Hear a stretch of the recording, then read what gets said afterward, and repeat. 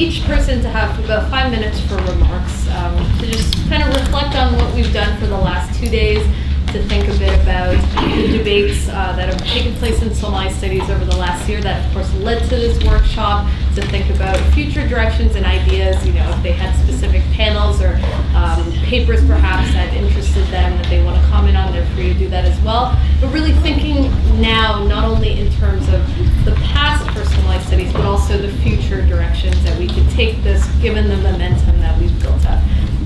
So what I'll do is do some of the introductions.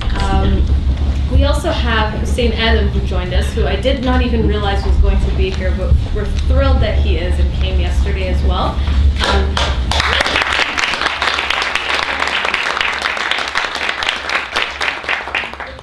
Really one of the fathers of Somali studies and Harvard PhD graduate. What year? Is it 1974? 1974, PhD here. Yeah, and one of the founding members, and Ali Jamala will give a few words of introduction before he speaks. But what I'll do is introduce everyone else. So Siham Riale, academic research currently centers on the intersection of feminist security studies and post-conflict reconstruction in the Horn of Africa. She has in the past conducted qualitative and quantitative research on women's active participation in peace processes and political institutions. Her PhD work focused on the use of Somaliland women's narratives to impact the ways we conceptualize political spaces and subjectivities. She's written op-eds for Open Democracy, LSE Africa. Nelly is professor of history and former director of the Africa Center at the University of Pennsylvania, where he teaches African history and world history. He is author of The Shaping of Somali Society, 1600 to 1900, and co-editor of The Struggle for Land in Southern Somalia. The Rift Valley Institute has recently published his Hosts and Guests, a historical interpretation of land conflicts in southern and central Somalia. Dr. Casanelli is general editor of the journal Northeast African Studies and is a contributing editor for Bildan, an international journal of Somali studies. Next, so Hussein Adam is going to be introduced a little bit after, but let's go right to Ali Ahmed.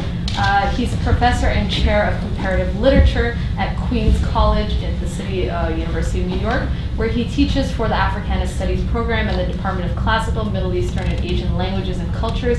He's also in the comparative literature faculty at the CUNY Graduate Center. His books, some of which have been adopted for courses in universities around the world, include The Invention of Somalia, Daybreak is Near, Literature's Clan, and the Nation State in Somalia, Fear is a Cow, Diaspora Blues, The Road Less Traveled, Reflections on the Literatures of the Horn of Africa, and When Donkeys Give Birth to Calves, Totems, Wars, Horizons, Diasporas. His poetry and short stories have been translated into several languages, including Japanese, Danish, Portuguese, Turkish, and the languages spoken in the former Yugoslavia.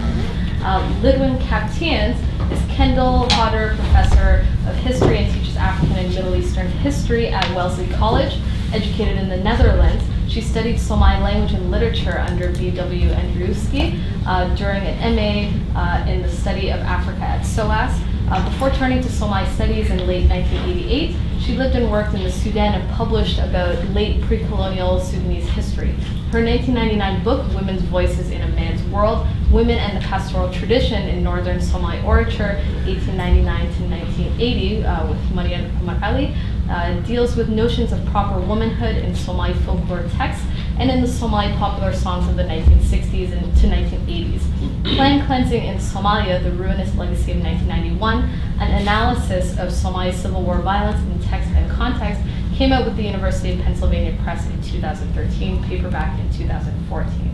And finally, Fozia Abdulkadir is currently a doctoral student at the School of Canadian Studies, Carleton University, Ottawa, specializing in political economy and gender and women's studies. Fozia has her master's degree in social work, concentrating in Canadian public policy. As well, she holds 2 undergraduate degrees in economics and a bachelor of social work, and a graduate certificate of teaching English as a second language. So what we'll do now is have Ali Jamala introduce Hussein Adam, who will start us off with his reflections on the workshop. Thank you, Safia. Professor Hussein Muhammad Adam is, as I said last time, in fact yesterday, and I was sort of really surprised when I saw him, because you could really tell. I genuinely surprised, because I was not expecting him to be there. Professor Hussein is the founder of Somali Studies International Conference. He's the father, literally, the progenitor, literally. Hussein, for me, he has always been, he was my professor at La Folle, and I took several classes with him. And I still remember going to his house, which was on campus at the time. And I still remember, I don't know, Hussein, he had this caption from George Bernard Shaw, where it said, some people see things and ask how. I imagine things and ask why not. That's what he had in his house in those days. And this is, I'm talking about, you were not even born when I'm talking about. Hussein got his BA from Princeton and his MA from Makerere University, and he studied under the late Professor Ali Mazrui, Coleman, I think, and so on, and got his PhD, as you just heard from Safia, from this great institution. Hussein has, in Somalia, the amazing thing really, what he did was, it was the first time in Somalia that international scholars were brought to Somalia, like Walter Rodney. You must have heard of how Europe underdeveloped Africa. George Lamin, who is still alive, The Pleasures of Exile and the Caribbeanist. Hussein brought those people to us at a time when we did not really know what was going on in the outside world, basically. And what he also did was he founded several newspapers and several journals in Somalia in those days. Several, actually. Halgan at one point, Hagen, which was the only English weekly, actually, in Rhodesia in those days. Hussein founded those newspapers and gave them guidance. But he also, because he did his dissertation on Frantz Fanon, and you'll find it in this institution, a 2-volume dissertation that we are talking about here. And I remember we had Frantz Fanon symposium in Rhodesia in, it was 79, I think, or 80, thereabouts. 79, right. Now, Professor Hussein, of course, because he is the father and the doyen, really, of Somali studies, has written, edited, published books that are too numerous to really count. If you think in terms of all the proceedings of Somali international studies, all of them, here you are talking about, he was the publisher, he was the editor, of course, with Charlie, I think, at one point, the and he has, one of the books, in fact, is available, I think I saw it here, Men in Ribs in the Sky, no? I saw it before. You have it? No, I have it at home. Yeah. This is right there, yeah. Yes, that's the one. Men in Ribs in the Sky, which in a way really translates what we are sort of really trying to do here in the sense that, of course, it's gendered, the proverb itself. You have to remember. Thank you. No, it is. And it came via a great intellectual, the late Mohammed Aden Sheikh, who was really an amazing intellectual. He was graduated from Italy under the tutelage at times of Partito Comunista Italiano and the socialists and all that sort of thing. And he was the one with Hussein who introduced us to the ideas of Gramsci, Antonio Gramsci, and those other really great thinkers. So the proverb comes through Muhammad, God bless his soul, and it says, Rakta Shabay.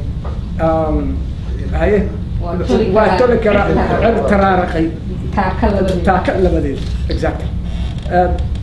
So mending ribs that people, when they pool their resources actually, when they come together, they can even, the proverb says, they could go even to the sky and mend the ribs in the sky. Imagine here we are talking about before Gagarin and for people going to space, that sort of thing. Now, Hussein has also, Hussein, the book, the one that's published by Kaza. Not the other one. Peace nurtures, peace, what is it? War destroys peace. War nurtures. destroys peace. Nurtures, exactly. So that is Hussein.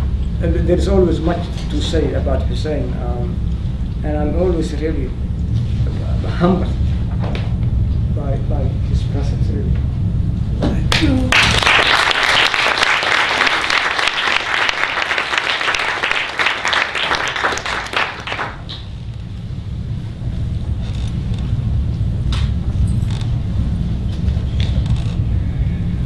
My reflections will be on the process of Somali studies, not the results or anything.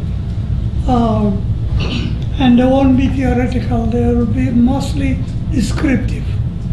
I must start by congratulating Safia for pulling this wonderful symposium and for the brilliant papers that were produced here. My first advice would be, even if you don't have the funds to publish the papers, because for the publications we made, they required minimum $5,000. So you can, and that's the area you are good. Me and Ali are not good, and that is digital and technical and so on. I see you talking to somebody in Abu Dhabi. I've never, this is beyond my imagination. So you can put them all in digital. Annotated them that Somali Studies Symposium or Conference, Harvard University, the date, proceedings, and leave them here. Because what we're having now is more and more people in the diaspora are coming, the young scholars who are even coming, they'll be able to have access to them, because it may not be possible to publish most of them. So the main argument I'm making is that this symposium is part of a movement. It's not an isolated, once in a while kind of event. The African Somali Studies Association was formed in 1978 in Baltimore as part of the African Studies Association, which most of us were members. So we met through it and formed. Among the founders, apart from myself, there is Lee Casanelli, Charles Geshekta, the late brilliant Said Samatar, Ali Abdurrahman, Ali Jumale. No, I was in diapers at the time. But you were honorary, we knew you were coming. Okay, you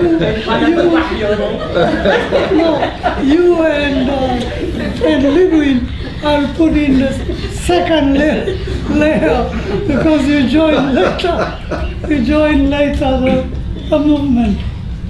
Its major tasks have been first pulling through congresses every 3 years, but there were times we couldn't do it every 3 years, so we did it up to 5 years. So that was one. The second one is formation of symposium and seminars. Now here, the Somali Studies as such did not do it. Other people did it, and we came and blessed them. we took credit, like we are now taking credit for Safia and her teams. So that is another task, and help to connect them. Sometimes a whole extraordinary Congress has been called, like by the comrades in Finland in 1999, and we included in our reports that the extraordinary Congress has been reported. Don't forget, Finland this year pulled a normal Congress, so they have done it twice. Then we have publications. As I said, you have got the first Congress, edited by Geshekta and myself, a huge volume. At that time we were ambitious. You have not only social sciences and culture, but you have even science and technology articles in that volume. The publications were also held for the Congress of '93. That's the book you just saw. They were held by the Congress held in Djibouti together with Ohio. That was the 10th anniversary Congress held in the two cities. They pulled through a publication. There was a publication pulled through by the Congress held in Rome by the great Anarita Puglieli. The Congress held in Hargeisa was the one that put the one on war destroying and peace nurturing. As I said, it's very important to publish or to have access in digital for publication, because we're spending a lot of time traveling, putting money and so on. And if nothing happens after that, and there's no record, it will be a shame for the future generations. Another task of Somali studies, which is done by blessing, is the formation of journals. Already mentioned, there's a journal by Ahmed Samatar Bildan. There is a journal by the late Said Samatar, Journal of Somali Studies. There is the Northeast African Journal. Those again are efforts we recognize. Don't forget mine. House. Journal of Somali Studies. You are on the advisory board. I am getting old. No, not yet. No, but I'm getting old. I've just retired from the college in December, and I think I've retired a mind.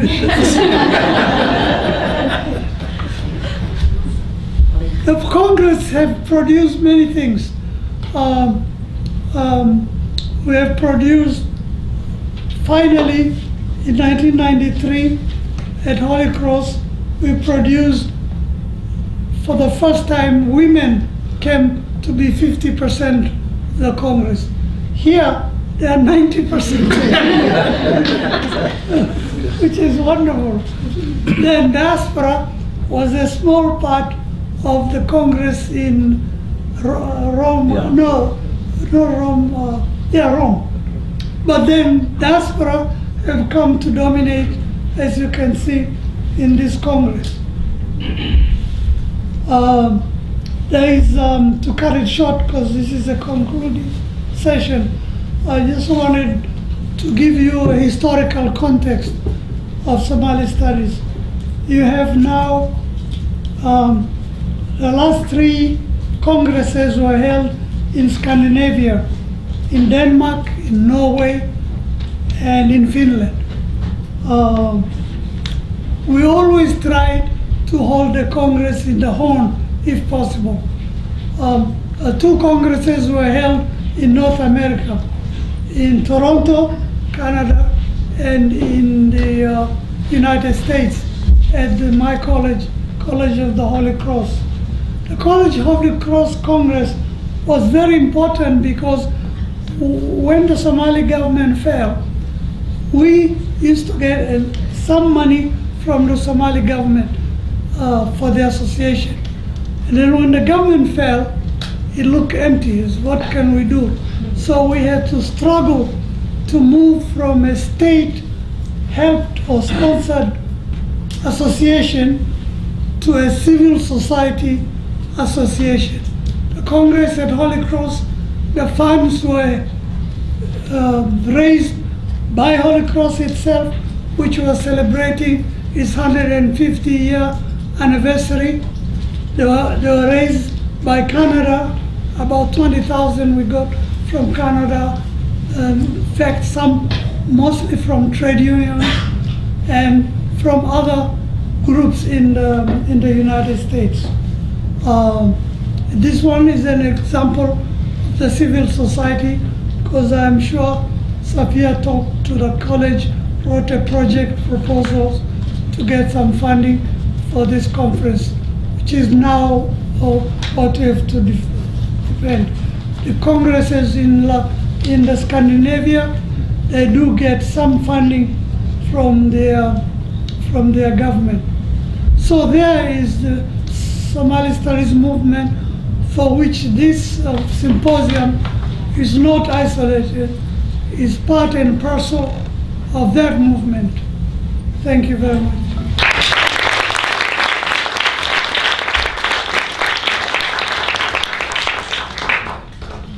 I'd like to invite Lee Casanelli to give his remarks. Oh, okay, thanks. Just let me wrap up one follow up with Hussein. That we just heard that Hargeisa will host the next SSIA, as far as we can. Cool. And the date is already set for 4th to 6th August 2018.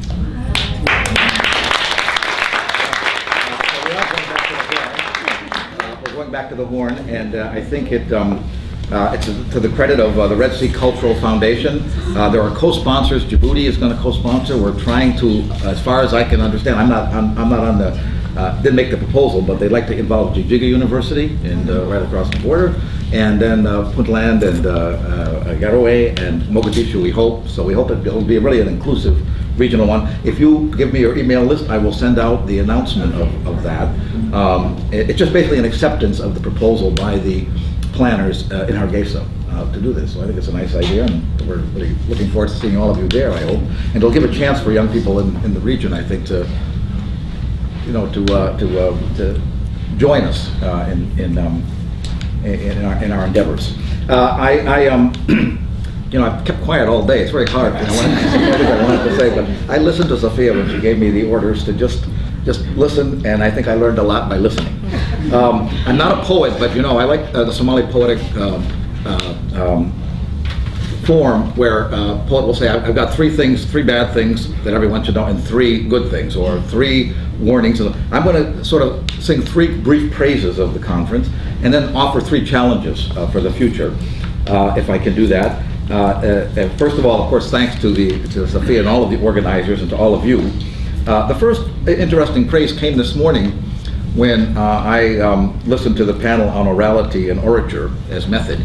And I had read the papers, carefully, but I wasn't very, I wasn't enthused. I mean, I said, yes, they're good papers, but if I hadn't come, I wouldn't have heard all of the oral presentations. I wouldn't have engaged with the storytelling that really had me writing like crazy here, making notes, making connections in my mind. I wish I had the time to say some things about it. So there's something about the use of orature to talk about ideas and to recall things that parents told you, or that experiences people had, or encounters in their jobs that bring to life the issues that are raised. And I thought, so that's something I hope we can continue, and maybe we could talk about having a working papers or online exchange of some sort to continue this, because it's a shame we didn't have enough time to just spill out all of our responses to those presentations. And every panel was like that. I mean, I think the oral sources, the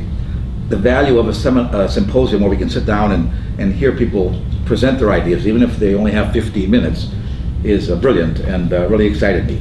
The second praise is that I'm really excited to see so much good scholarship going on, and so many young people engaged in new work, as well as revisiting old work, and especially history, of course. I love history, so I'm glad to see there are some historians here. History, as we know, as we heard today, is not just good for, it's good therapy and good healing. It's a good way to preserve and disseminate to young folks who might not even be aware. All they know is the history of the last 25 years, to realize there's a deeper and longer history, and also to create useful pasts, which we haven't got time to talk about, but I love creating useful pasts, and we can maybe reflect on that a little more. And the third thing I think is, I think we did achieve what Ali called for in his opening remarks, that the Aidid studies, which was kind of the driver maybe of this planning, really has begun, I think, and we can see it in the presentations, to de-ghettoize Somali studies. We've got so many people talking about Yoruba ethnogenesis and international humanitarianism, and so Somali studies, at least on many of the, much of what I heard, is really situating itself in larger global issues. I think that's really important. And we have reversed, or begun to reverse, the gaze, another thing you called for, where the scrutinizers of Somalis are now being scrutinized. I feel like I'm one of them, and I'm glad. It's long overdue, really, and so I thank you all for doing that. Just one other, I'll give you one metaphor that I have here now, and that is, I think what's going on here is we have a new architecture, being designed for Somali studies, with a wider vision, and with more planners, and maybe more builders, who haven't been involved in the past in designing agendas. I think that's what you're doing, you and your team are doing. We don't yet know whether the content or the layout of the apartments or the topics within this new design, how much fruit they'll bear. Invariably, they'll have to use some material, building material from previous residents, perhaps, of Somali studies, and layouts which have been shown to be useful avenues into our institution, and contents which they may borrow some contents from earlier work.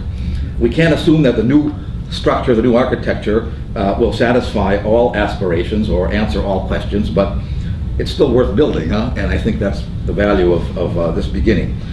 Now, the challenges, just 3 brief challenges. One is, again, going back to the orature and to the fact that we've got to start listening to other narratives other than the conventional ones and the ones that have dominated our understanding of historical and political processes.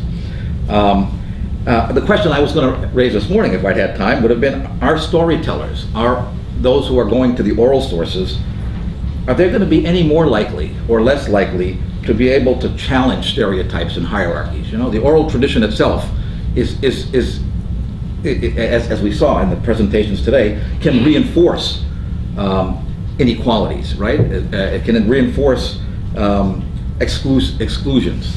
So I think, like everything in Somali studies and like every intellectual tool, the oral tradition or the tradition of orature is a double-edged sword always. It can sustain traditions that we would like to overthrow, and it can also be an avenue for constant innovation. And so we have to keep that in mind. So the challenge is to scrutinize ourselves too as we challenge the conventional narratives, to kind of to obviously interrogate our own, interrogate interrogate the subaltern stories as well. The second thing. Second challenge is, are we paying enough attention? I just in listening to the very last presentation on the last panel by Ahmed on the Islamic courts reminded me that I'm always afraid. I always tell my students this. I don't think we listen enough or pay enough attention to Islamic discourses about the issues we're talking about. Discourses that happen within an Islamic educational world. Things that might have to do with not just with politics, but with, well, good governance, social justice, economic justice, right? Finance and business. How do you conduct business? What does it mean to be an educated and involved citizen? So I think it's important, especially for those academics who are really making their mark in secular institutions, not to leave out that discourse and those traditions that operate maybe outside of our everyday world. Everyone gives lip service to the fact that one pillar of Somali identity is Islamic one, but it needs to really, I think we need to really engage it seriously and take it seriously as maybe secular solutions coming out of the West or out of the Western Academy don't have all the answers to some of these issues. And finally, I really enjoyed this challenge of thinking about whether, as someone said this morning, might have been Howell or it might have been, maybe it was Safia, saying that we have to theorize before we can really start the real job of research, of new research. We have to destabilize the old models and the old assumptions before we can sort of bring in new ones. I'm not so sure. Historians are empiricists, kind of. We don't like models to precede data. Because then you find data to fit your model. So I'm really would hope that we still keep talking to elders and to refugees and to the young and to people. Hearing from them, learning from them, getting new data and getting it out on the internet or in print.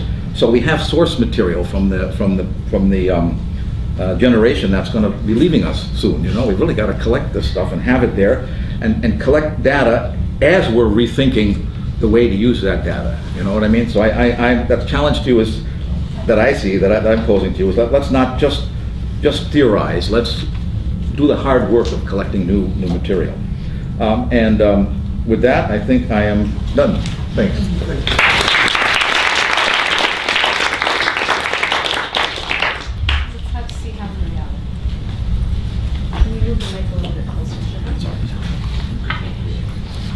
Sitting on this panel, it's hard not to think to myself, what on earth am I doing on this panel? And that's to be fair to the legacies that I feel I learned that I was a part of today, and the legacies of knowledge production that I feel that I'm contributing to. I want to read a really quick quote by Frantz Fanon from his speech to the Black African Writers Association in 1957, which I think really encapsulates my entire experience having begun and started a PhD, and why I began it, and my process of really uncovering oral traditions and storytelling. So he says at this conference, "The oral tradition, stories, epics, and songs of the people, which formerly were filed away as set pieces, are now beginning to change." This is in 1957. The storytellers who used to relate inert episodes now bring them alive and introduce into them modifications which are increasingly fundamental. There is a tendency to bring conflicts up to date and to modernize the kinds of struggles which the stories evoke, together with the names of heroes and the types of weapons. The method of illusion is more and more widely used. The formula, quote, "This all happened long ago," I think Somalis say "Waha chiri chiri," is substituted by that of what we are going to speak of happened somewhere else, but it might well have happened here today, and it might happen tomorrow. The example of Algeria is significant in this context. From 1952 to 53 onwards, the storytellers who were before that time stereotyped and tedious to listen to completely overturned their traditional methods of storytelling and the contents of their tales. Their public, which was formerly scattered, became compact. The epic, with its typified categories, reappeared. It became an authentic form of entertainment, which took on once more a cultural value. Colonialism made no mistake when, from 1955 on, it proceeded to arrest these storytellers systematically. And I think this is exactly how I saw the way that Adan studies erupted a year ago in April. It was last year, April, the way it erupted. And Fanon is really known for sort of connecting the violence of colonialism to the psyche and the impact that it has on the psyche. So make no mistake, what happened and what began last April was evidence of epistemic violence, the systematic and willful attempt to erase the role that Somalis have in producing knowledge about themselves and putting that knowledge out into different spaces. Being here, and I give all credit to Safia, and she doesn't want constant attention put on her, but she deserves all the credit, and the organizers of this conference, for bringing us together at one of the epicenters of Western knowledge production. I mean, who knew a year ago from now that we would be debating these themes and these topics together and in solidarity at an institution like Harvard University. So at the end of all of this, I'm reflecting on the legacy of Somali studies. I've learned a lot about the past and how so much of the different panels and the papers that were presented are theorized the past and the position that even the researcher, those that are presenting, have, and the relationship that they have to the research that they're presenting. And I also understand and see that Somali studies is very interdisciplinary. We all come from different disciplines and different backgrounds, but we're here contributing to a particular kind of knowledge production and making that knowledge more easily accessible, whatever the medium it is that we're trying to spread it in.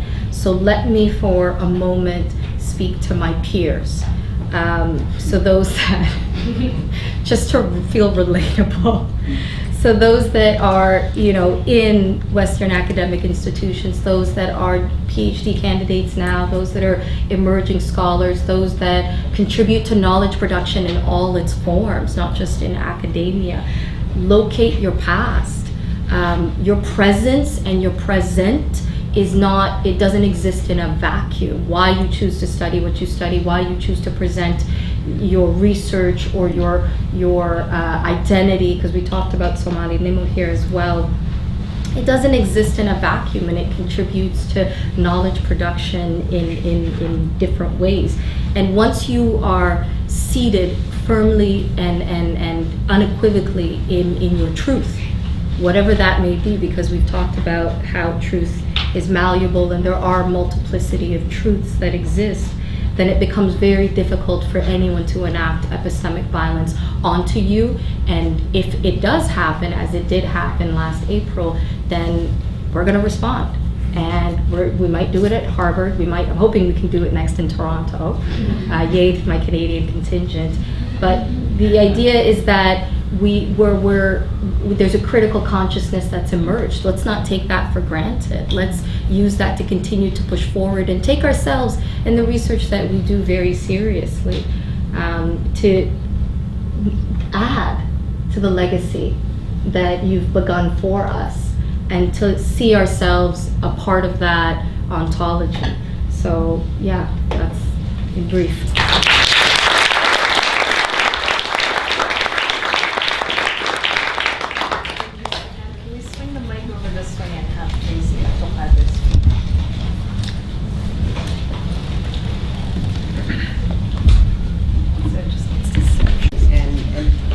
Part of a panel with Hussein.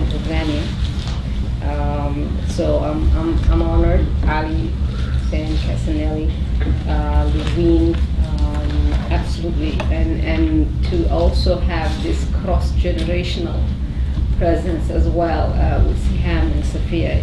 It's fascinating. I remember when I first spoke to Safia saying, "You are it. You are Somali studies for me, because you're the young scholar who's studying Somali political, historical things." And then, Aidid studies erupted. Aidid is becoming such an English word. It's, and for me, I remember my daughter, youngest daughter, heard me say #Aidid studies, and it was the first time I used hashtag. And she was like, "Did you just say hashtag?" And I was like, wow. Didn't even register what she was trying to pinpoint, but she was just floored that mommy was using hashtag now. So a lot has happened since then, but we knew, and I think we were in York University also when I was saying this came to a head last April, but it was coming.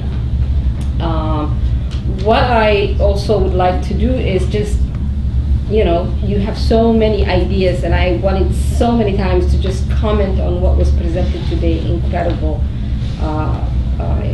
body of knowledge. But the diversity and the debunking of the one Somali, one nation, one people, and of course one supreme leader as the African, post-colonial genre went, just deconstructing that and taking that apart was very much alive today and visible since yesterday. Knowledge, I think we are, there has been knowledge production always, but I think what we are witnessing, in addition to the multiplicity of ways of knowing, is also the idea of knowledge exchange, that, as you do all the PhD readings that you do realize what you know is limited. And it's encounters like this and exchanges of ideas that kind of have that light moment of transferring that knowledge into something more tangible, contextualizing that information and making it a knowledge. And of course, having that continuity and disrupting, what is considered to be knowledge and ways of knowing and multiple ways of knowing. So incredible. Contextualizing. Knowledge is not knowledge until you put it in a context that it becomes relevant, and having that, and sort of even looking at the diversity within the Somali territories, whether it is geopolitical, whether it's history, whether it's just the geographical location of our beloved homeland, which has been subjected to all kinds of variable, sometimes kind, sometimes unkind exposures throughout its evolution. Just to kind of hear Iman talk about, because we grew up with the SYL being the end and be it all of, Somali nationalism, just to kind of unearth some of the things that were happening in that era. Brings to mind, Zanchi's novel. There was a sort of comical novel that talked about No New Lands, looking at immigrant communities from South Asia and from the Caribbean, all kind of Indian ancestry in Toronto. Everybody talking about where they came from, and then saying we're in a new country, but you just bring who you are. You could be in a new land, but it's really nothing new. You are bringing those legacies, you're bringing forward. So as much as it is sort of like, wow, too many aha moments, there's again no new lands, right? We know what this is, and I'm excited to be part of this juncture of kind of seeing Somali studies come to a place where, Somalis are not just knowledge consumers anymore. We are now knowledge producers. We have always been, but I think within the realms of having, people talk about orality today at Harvard and kind of bringing that paradigm shift that you talked about, that critical thinking, I think it's really incredible moment, because nothing new, things were happening, but I think we have pushed it from the margins into the mainstream, and it's an exciting time to be part of, and the future can be whatever we kind of want it to be. But I would want to see the proceedings, to have that record, whatever form they can be available at. I'm glad there was some recording happening, but also, I want to also say the challenge for me is what next? And where next? And when. So with that, thank you very much.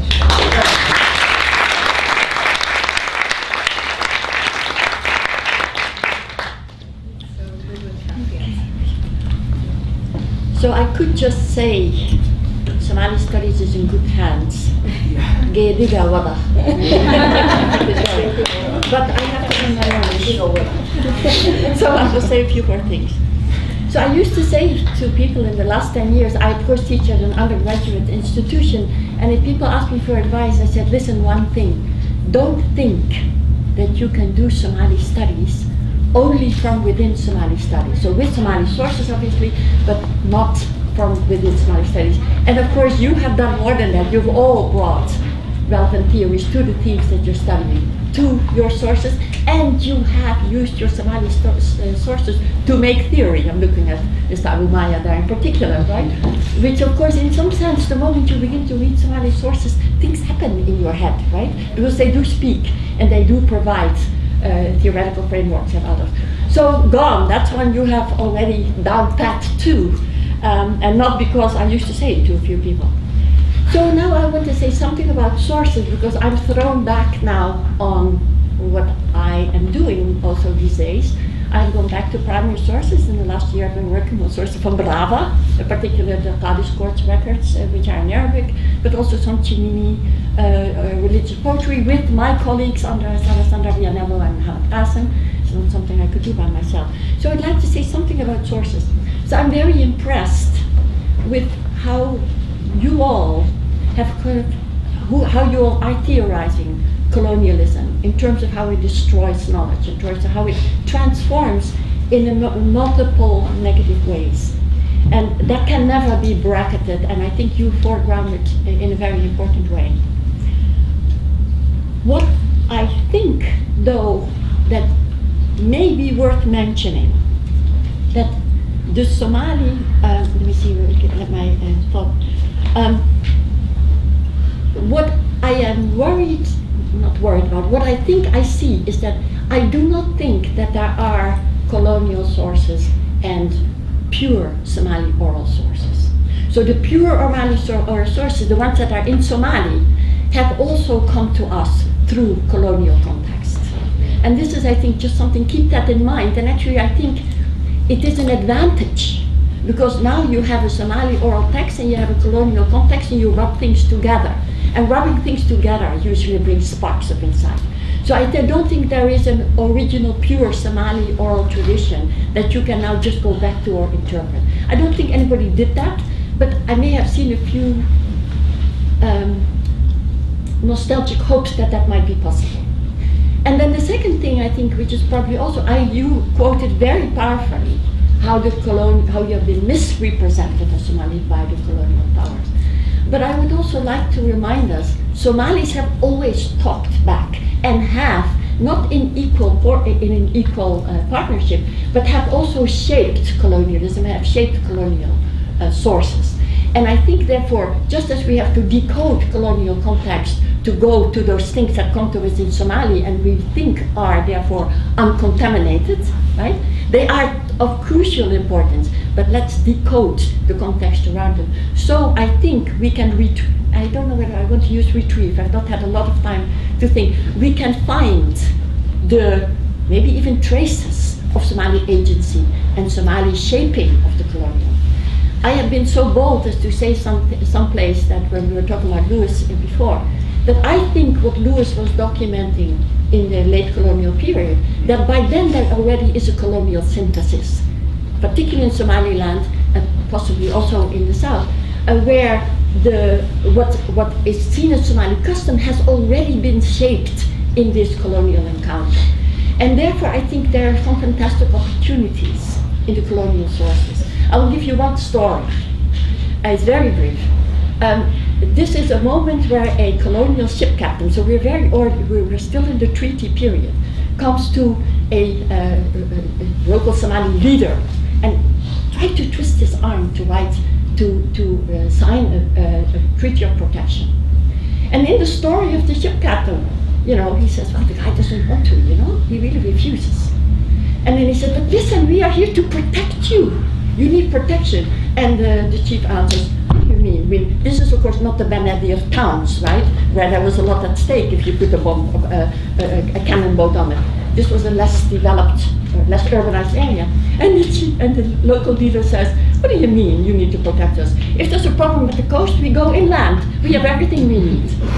And then the guy is really desperate because he has to go back to Aidid, the monsoon is going to set in. And he says, well, at least sign a treaty that you will not sign a treaty with anybody else but us. And the guy says, why don't you go back to your sovereign and say that that's not how we do business. if I tell you I won't sign a treaty with somebody else, you can take that to your sovereign. Right? So meaning, this is a Somali agency, and by the way, they end up signing a treaty. Yeah? So we have to deal with some real geopolitical and political economic connections. But we can really find, I think, therefore, a Somali agency in the colonial sources, and I think that there is a mer à boire, there is a sea to drink there. Okay, then a final thing that I had kind of prepared some things that I've thrown by the wayside in the course of today. I would like to quote Janet Hobson's Body as Evidence, Mediating Race, Globalizing Gender. And she criticizes the urge to embrace the post-racial, and therefore, let's say, the fact that we may not need Adhan studies so that we don't have to criticize whiteness.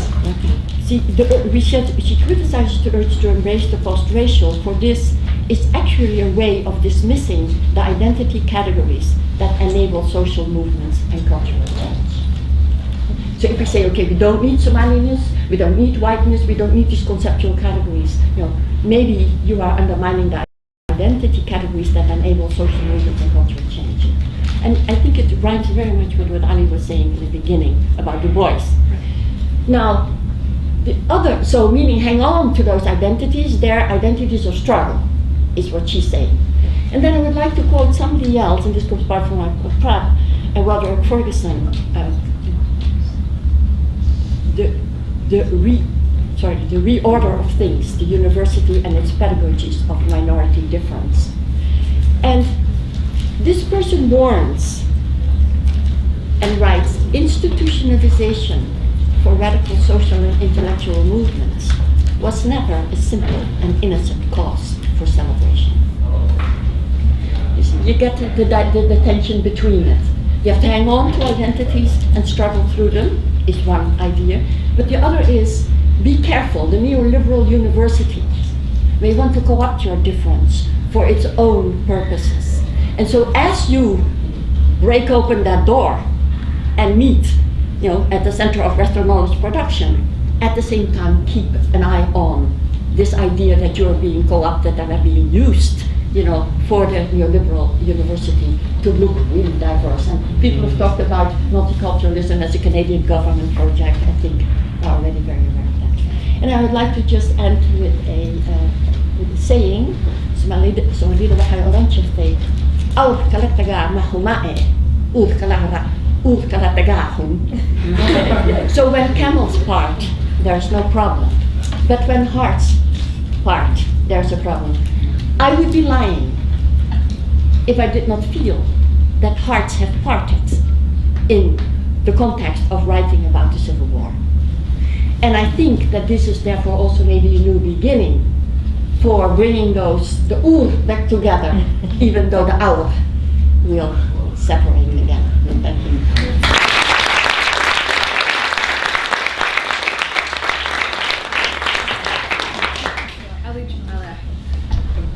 I hope I'll be brief because whatever I was going to say has already been said, and I had my say yesterday to a certain extent. Now I think the panel, and I go back to what Lee was saying in terms of storytelling, which is always really very important, and what you were saying also, and you were saying in terms of from Fanon. It's always problematic in the sense that there is a place where Clifford Geertz says the story a culture tells about itself. You have to really be very careful of what that story is all about. But at the same time also, without telling your story, you sort of really become a non-existent human being. In the sense that imagine storytelling by its very nature. You look at the Arabian Nights, 1000 of them. You look at Shahrazad. The only way that she could really survive, basically, was by telling stories.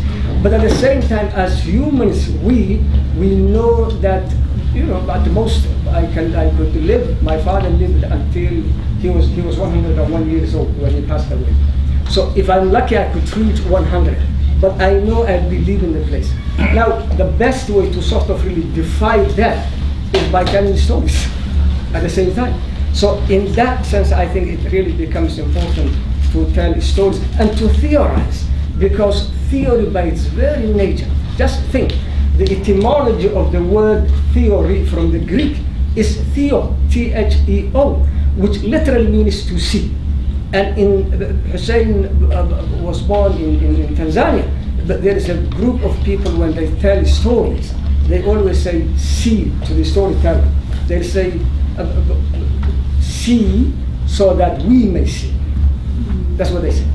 Which literally means that it's embedded already, inscribed in telling stories, the idea of vision to begin with. So they say see so that we may see.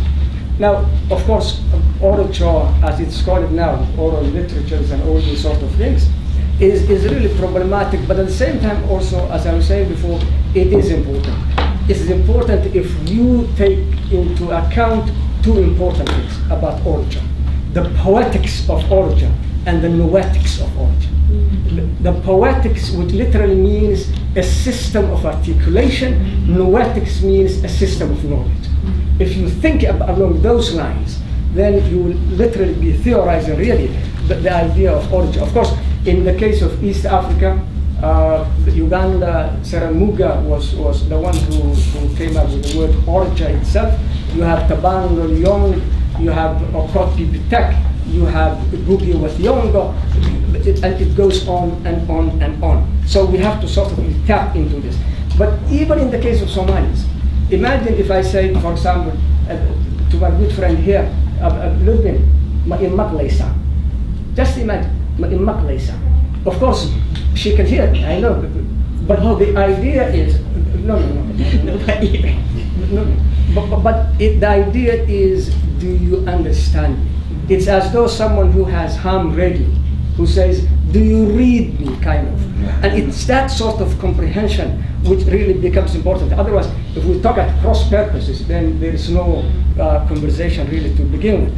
Now, in terms of course, the storytelling, when we talk about it has a bifurcate sort of function in what is called the Horatian elements of storytelling after Horace, which literally means entertainment and instruction. And we have to sort of really find a balance. Now, Muhammad today, I think, talking about the anecdotal sort of stories that are interjected in say, theory writing, for example. And it's really interesting because there is a criticism that's lodged against postmodernists, and you're going against them. But it's lodged against them for that same reason, that they bring those anecdotal sort of stories into that big part of the account. Now, I think it was Hodel, someone who talked about the denial of coevalence, coevality, which comes from Johannes Fabian time and its other. He has now a good book actually called, he talks about nervous and that sort of thing.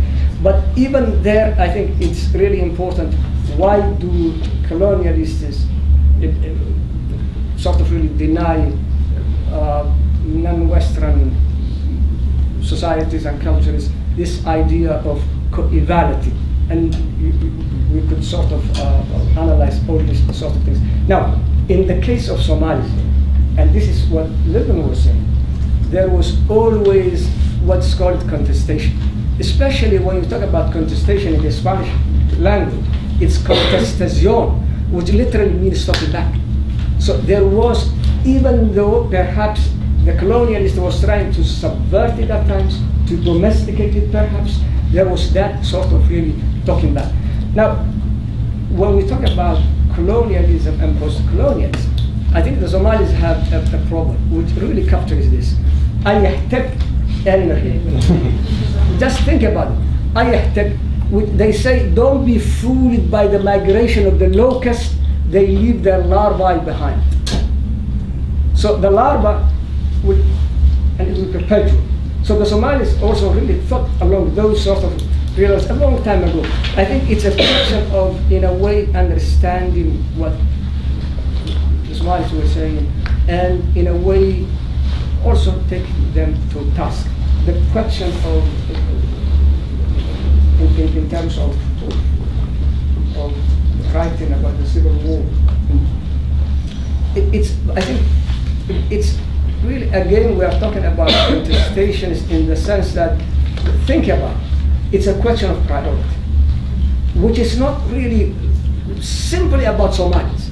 You look at Ireland, for example. Seamus Dean has a good sort of analysis of this, where he talks about the question of priority and all these sort of things. Now,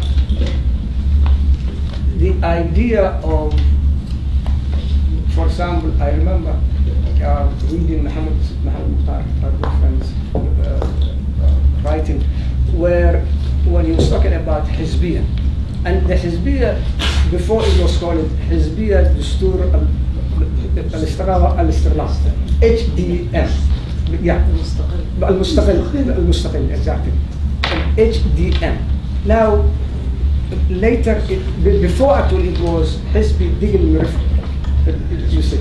And what they argued for in those days, during the transition, yes, they argued, the Rewain argued for basically federalism.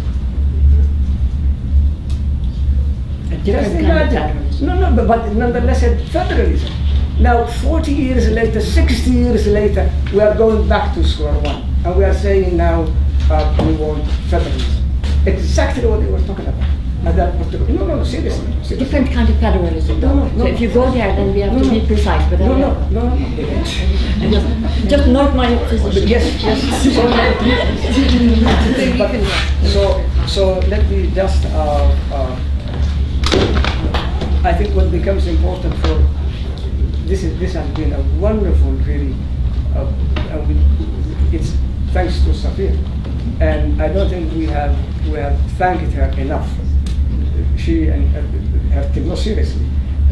And now I think we have also put on notice all those the naysayers, and thanks to even though I don't want him to become a poster boy, Mark said no, it's not worth it. But thanks to him, in a way, we have now put something in motion, and maybe this really continue, because if it doesn't, we will. Or in spite of him. Or in spite, perhaps. But I hope I say to Safia through Abdul Latif, there is a place in Nuruddin Farah's novel, A Naked Needle, that people do not really read these days because it's out of print, but which is really important, where Nuruddin talks about Epsom salt. And he says the Somalis are like Epsom salt. And then the froth goes on, and we go out different things. May that not be the case. So let this be a challenge. Thank you.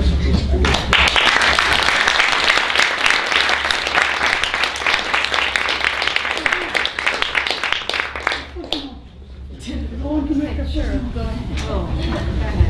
It's a tragic footnote, and I won't leave it that way. I'll spell out, my nature, to be frank. In 2002, my wife had a brain aneurysm. She emerged in a coma. She has been in a coma from that day until today, as I speak to you. We are taking care of her at home. It's important for you to know because it has influenced my productivity. I have canceled many trips. That's why I missed the Congress in Denmark, Norway, and the last one in Finland. So if in Hargeisa you don't find me there, you will understand what is happening. That's all. Thank you.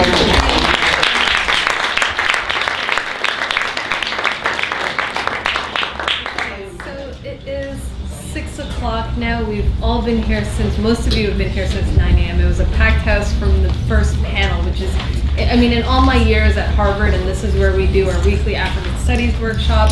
This is where the history seminars take place. I have never seen this room full at 9 a.m.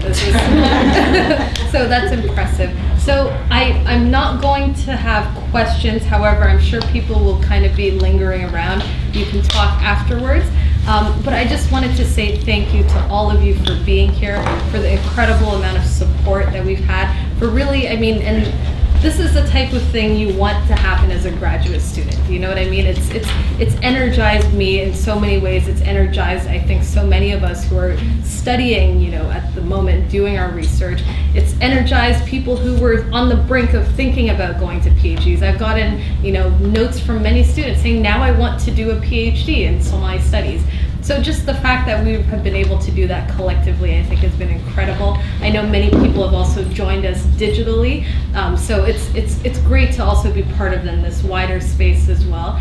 So I just wanted to say it's an honor to be able to do this here, to be able to do this in my academic home, and to be able to share that with all of you. And again, I hope that this continues, and may this be the first of many other workshops of this kind. Inshallah. Okay.